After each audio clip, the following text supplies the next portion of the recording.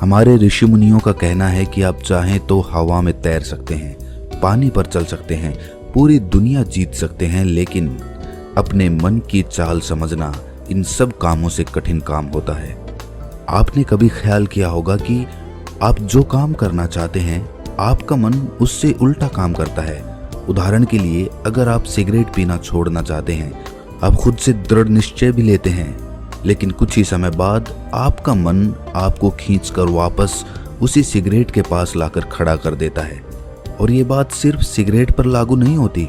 हमारे जीवन में, हम सब के जीवन में बहुत सारे ऐसे काम होते हैं, ऐसी आदतें होती हैं जिन्हें हम छोड़ना चाहते हैं, लेकिन हम चाहकर भी उन आदतों को छोड़ नहीं पाते हैं। लेकिन अगर हम प्रयास करके अपने मन के दृष्टा बन जाते हैं, उसके साक्षी बन जाते हैं, तो हम अपने मन की चाल को पकड़ सकते हैं। और अगर एक बार हमें अपने मन की चाल पकड़ में आ जाए तो फिर हम कोई भी आदत छोड़ सकते हैं, या फिर इसके उलट कोई भी आदत अपना सकते हैं, जैसे कि ब्रह्म मुहूर्त में उठने की, या फिर कोई भी ऐसा काम जिसे करने में हमें आलस्य आता है, क्योंकि हमारी आदतों के पीछे मूलभूत बिंदु हमारा मन ही होता है और हम उसे ही नज़रअंदाज करके चलते रहते हैं और बाद में पछताने के सिवाय हमारे पास कोई चारा नहीं बचता। आज की जो बोध कहानी मैं आपको सुनाने जा रहा हूँ, उसमें आपको कुछ ऐसे तरीके पता चलेंगे जिससे कि आप अपने मन की चाल को भली भांति पकड़ सकते हैं, उसको जान सकते हैं, उसका निरीक्षण कर सकते हैं और उसके बाद अपनी आदतों में बदलाव कर सकते हैं। एक बार एक वाचाल शिष्य एक गुरु के आश्रम में शिक्षा ग्रहण करने के लिए आया हुआ था। वो शिष्य अपने गुरु की बात कम सुनता था, लेकिन अपनी बात बताने में वो बहुत उत्सुक रहता था। एक दिन गुरु ध्यान पर चर्चा कर रहे थे। ध्यान किस प्रकार किया जाता है और ध्यान का क्या महत्व होता है, इसी पर चर्चा चल रही थी। आश्रम के सभी शिष्य मौन होकर अपने गुरु की बातों को सुन रहे थे। गुरु उनको समझा रहे थे कि आप किसी भी प्रकार का ध्यान करते हो, लेकिन ध्यान की गहराइयों में जाने के लिए आपको अपने मन के अंदर प्रेम जागृत करना होगा। ध्यान करते समय आपको निरंतर अपने मन का निरीक्षण करना होगा कि आपके मन के अंदर किस प्रकार के विचार आते हैं। गुरु अपनी बात पूरी कर पाते इससे पहले ही वो वाचाल शिष्य बीच में ही बोल पड़ा। उसने कहा, गुरुजी, मैं बहुत दिनों से अपने मन का निरीक्षण कर रहा हूँ। मैं हर आने जाने वाले विचार को बड़ी गहराई से देखता हूँ, समझता हूँ, लेकिन उसके बावजूद मेरे मन की आदतों में कुछ बदलाव नहीं आ रहा है। मैं अक्सर सुबह देरी से उठता हूँ और रोज रात को मैं यही सोचकर सोता हूँ कि मैं सुबह जल्दी उठूंगा, जल्दी उठकर ध्यान करूंगा, अपने मन का निरीक्षण करूंगा, लेकिन मैं ये कर नहीं पाता हूँ।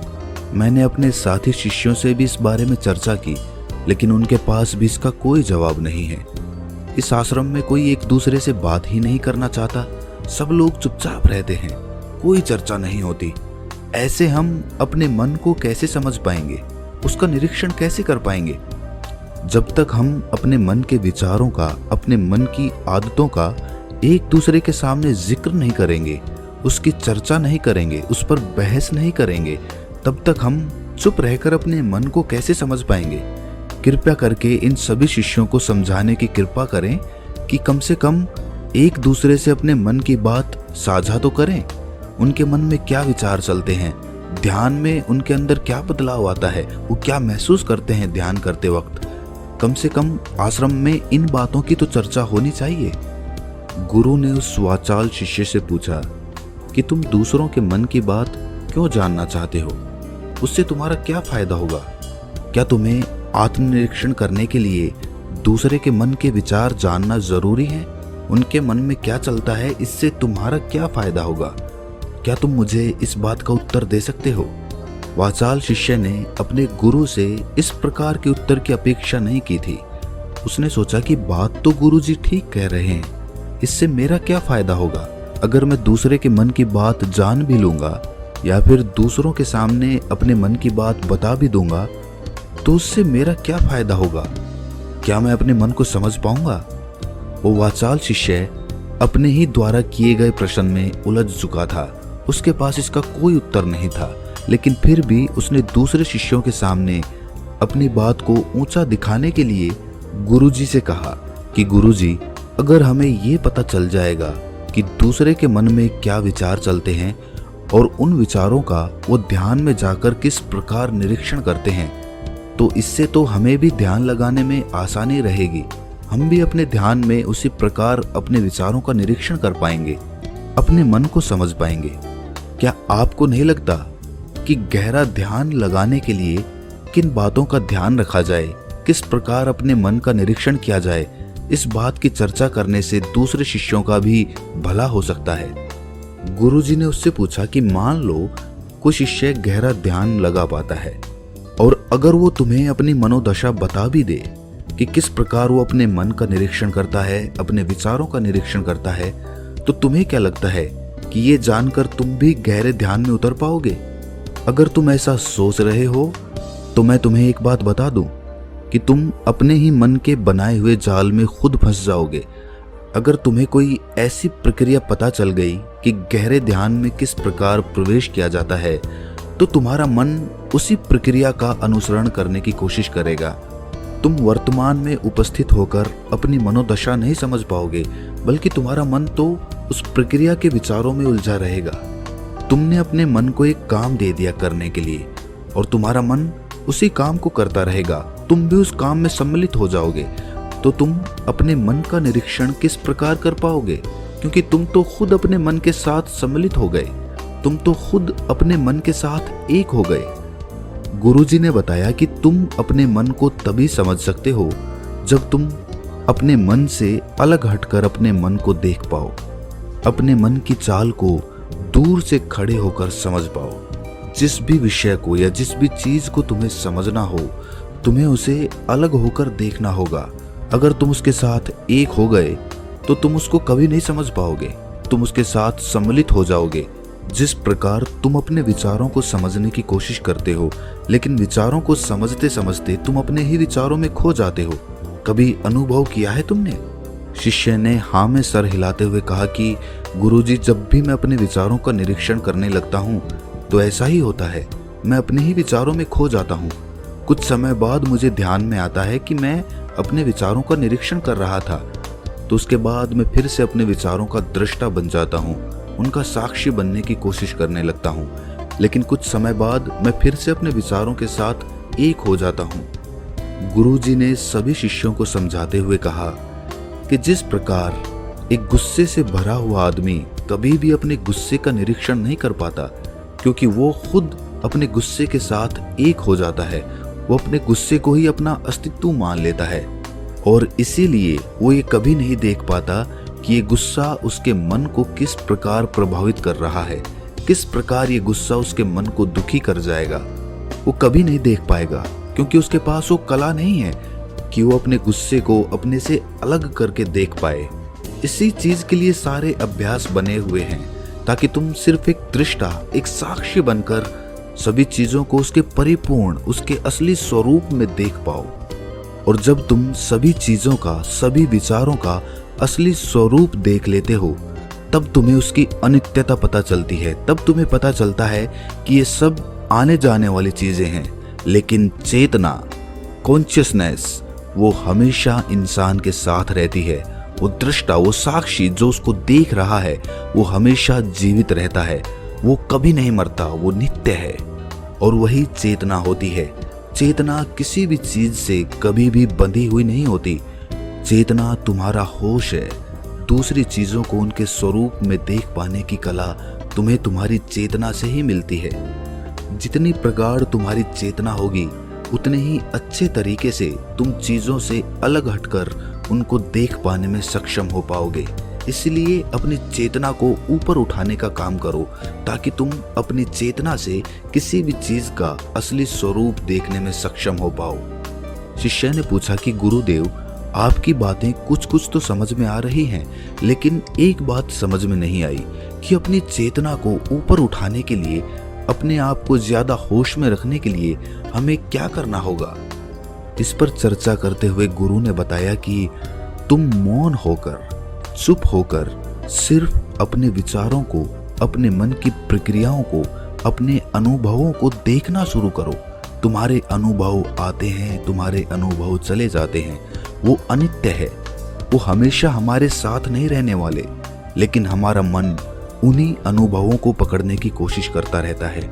जब तुम्हें कोई अच्छा अनुभव होता है तो तुम्हारा मन चाहता है कि तुम्हें बार बार वही अनुभव हो, और उसी अनुभव को लेने के चक्कर में तुम्हारा मन तुम्हें फंसाता चला जाता है। तुम्हारी चेतना तुम्हारे मन के अधीन हो जाती है।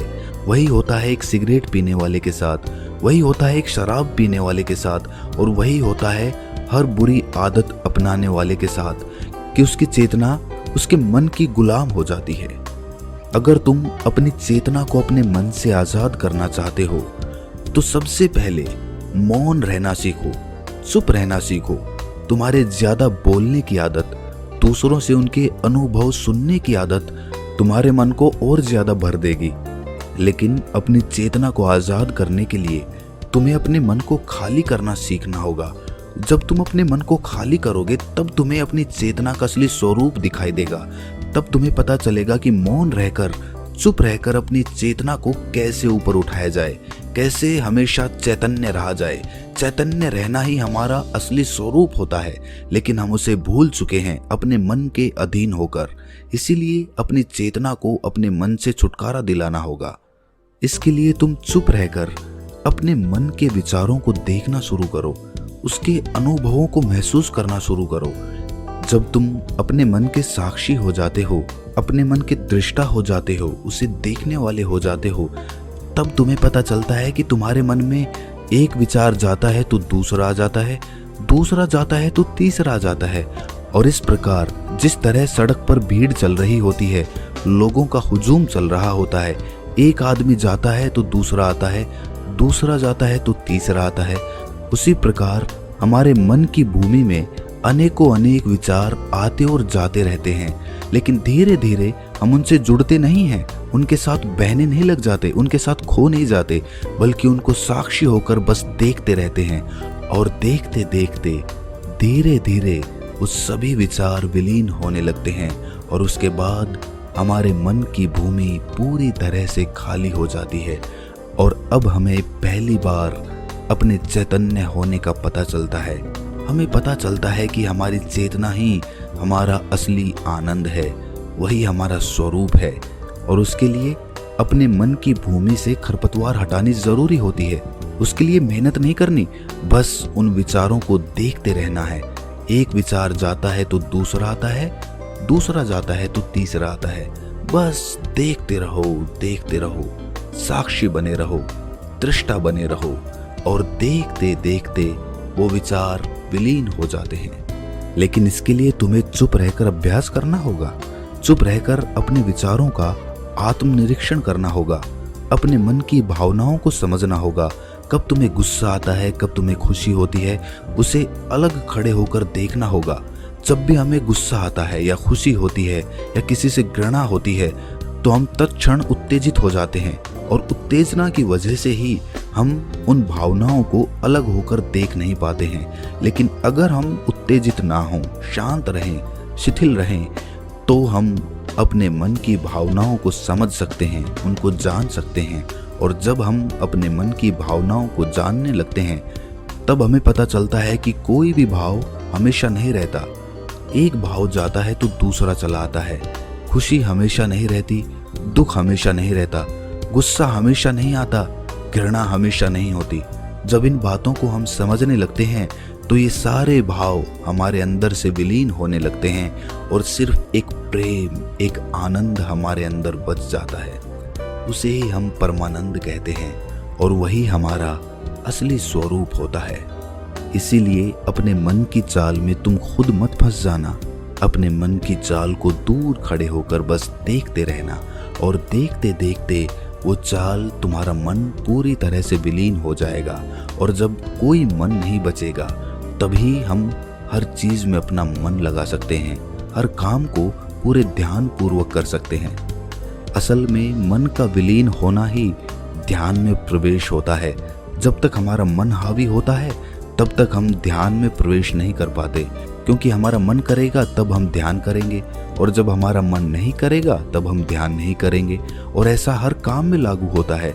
लेकिन एक बार अगर हमारा मन विलीन हो जाता है तो हम हर काम में ध्यान लगा सकते हैं और ध्यान ही हमारा असली स्वरूप बन जाता है, वही चेतना बन जाती है। इस ज्ञान भरी चर्चा को सुनकर सभी शिष्य प्रसन्न हो गए, लेकिन गुरु ने उन्हें चेतावनी देते हुए कहा कि तुम प्रसन्न हो रहे हो, ये भी तुम्हारे मन की एक भावना है।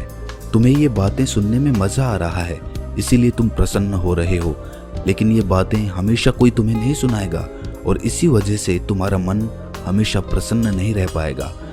अगर तुम्हें असली आनंद की खोज करनी है, ऐसी प्रसन्नता हासिल करनी है जो कभी विलीन ना हो, तो तुम शांत होकर, मौन होकर, भावना रहित होकर अपने विचारों और अपनी भावनाओं को देखना शुरू करो।